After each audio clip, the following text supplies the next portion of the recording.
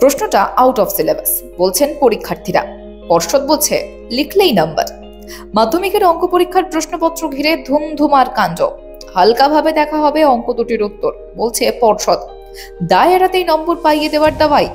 মাধ্যমিকের অঙ্ক পরীক্ষা শেষের পর থেকে মন খারাপ বহু পড়ুয়ার। শনিবার ছিল মাধ্যমিকের অঙ্ক পরীক্ষা। সেই পরীক্ষার দুটি প্রশ্ন ঘিরে সমস্যা বাধে। কোন দুটি প্রশ্ন?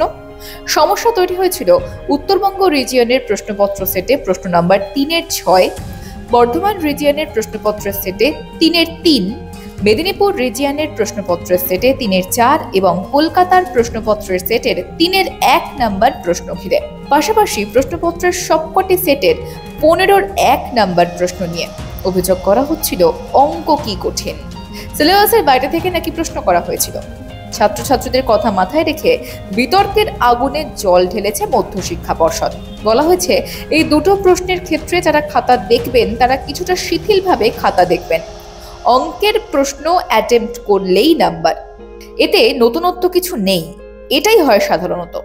নতুনত্ব রয়েছে এ রাজ্যের শিক্ষকদের একাংশের মন্তব্যে। কি বলছেন তারা?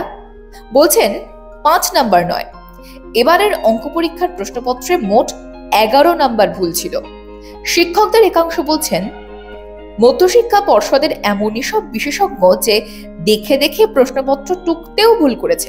এমনকি সরাসরি পাঠ্যপুস্তক থেকে হুবহু টুকে দেওয়া অঙ্কেও ভুল রয়েছে।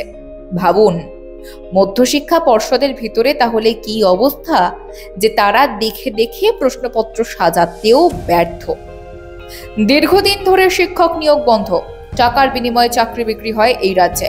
তার উপর আবার মাননীয় শিক্ষামন্ত্রী রীতিমতো সগৌরবে বলেছেন যে তৃণমূল করলেই তার দপ্তরে চাকরি পাকা। তাতে সে যোগ্য হোক কি অযোগ্য সেটা বড় বিষয় নয়। বড় বিষয় হলো মা মাটি মানুষের দল করা।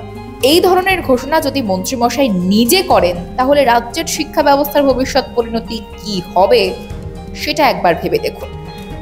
শিক্ষার নামে কি ছেলে খেলা চলছে?